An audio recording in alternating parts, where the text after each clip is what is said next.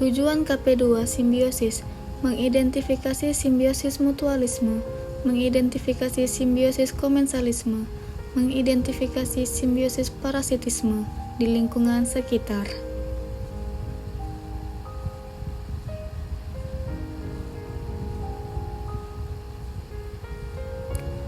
Alat dan bahan, simbiosis mutualisme, komensalisme, dan parasitisme.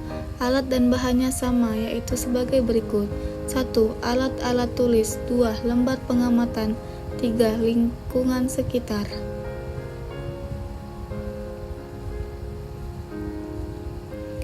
Berikut cara kerjanya.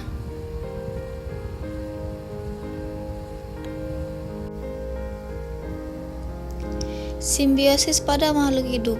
Simbiosis adalah hubungan timbal balik antara dua makhluk hidup yang berbeda jenis dan hidup bersama secara erat dalam suatu ekosistem. Hubungan ini bisa menguntungkan kedua pihak, merugikan salah satu, atau tidak berpengaruh sama sekali. Simbiosis mutualisme adalah hubungan antara dua makhluk hidup yang saling menguntungkan. Artinya, kedua makhluk hidup yang terlibat sama-sama mendapat manfaat dari hubungan tersebut. Kupu-kupu lebih menghisap nektar sebagai makanan saat melakukannya. Mereka membantu bunga dalam proses penyerbukan dengan memindahkan serbuk sari. Kerbau dan burung jalak. Burung jalak merupakan burung omnivora yang memakan biji-bijian dan serangga, termasuk kutu-kutu yang hidup di badan hewan seperti kerbau. Kerbau akan merasa diuntungkan karena tubuhnya bersih dari kutu-kutu dan serangga parasit lainnya. Di sisi lain, burung jalak juga mendapat keuntungan karena ia memperoleh sumber makanan berupa serangga parasit tersebut.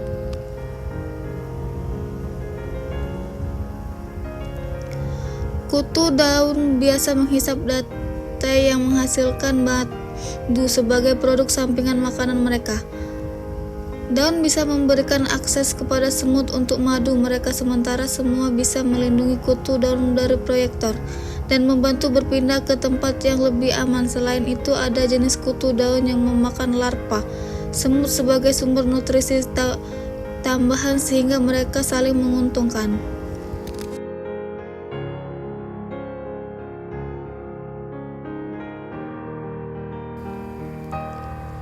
Simbiosis komensalisme adalah hubungan antara dua makhluk hidup, di mana satu pihak diuntungkan, sedangkan pihak lainnya tidak dirugikan dan tidak diuntungkan. Tumbuhan anggrek bisa tumbuh menempel di pohon mangga sebagai tempat hidup dan memperoleh paparan sinar matahari. Pertumbuhan pohon mangga tidak terganggu saat hidup berdampingan dengan anggrek.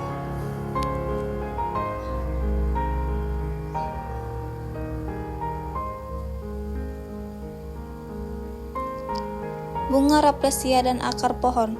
Raplesia mendapatkan tempat hidup di akar pohon tanpa mengambil makanan dari pohon tersebut sehingga akar pohon tidak dirugikan.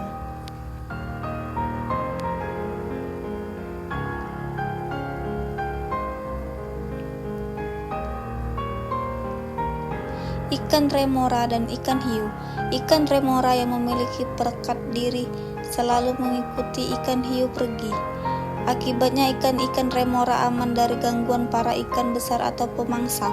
Ikan-ikan remora juga mendapat sisa makanan dari hiu. Sementara itu ikan hiu paus dan mentas pun biasa diikuti oleh kontru murah dan dimanfaatkan sebagai transportasi. Simbiosis parasitisme adalah hubungan antara dua makhluk hidup, di mana satu pihak diuntungkan sedangkan pihak lainnya dirugikan. Berikut contoh gambar dari simbiosis parasitisme benalu dan pohon mangga, di mana benalu diuntungkan dengan menyerap nutrisi dan air dari pohon mangga, sementara pohon mangga dirugikan karena kehilangan nutrisi tersebut. Benalu menempel pada pohon mangga dan memanfaatkan inangnya untuk mendapat makanan dan perlindungan.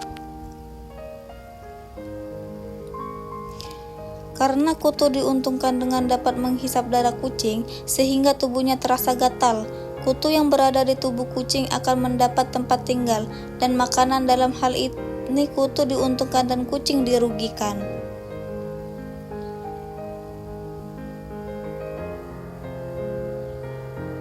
Lalat buah dengan buah.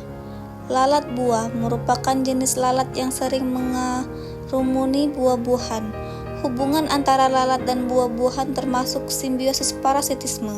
Adanya lalat buah akan merugikan buah-buahan dan menguntungkan lalat buah tersebut. Keuntungan didapat lalat buah yang akan bertelur dan berkembang buah di dalam buah, sementara kerugian didapatkan oleh buah-buahan karena membusuk. Terima kasih, semoga bermanfaat.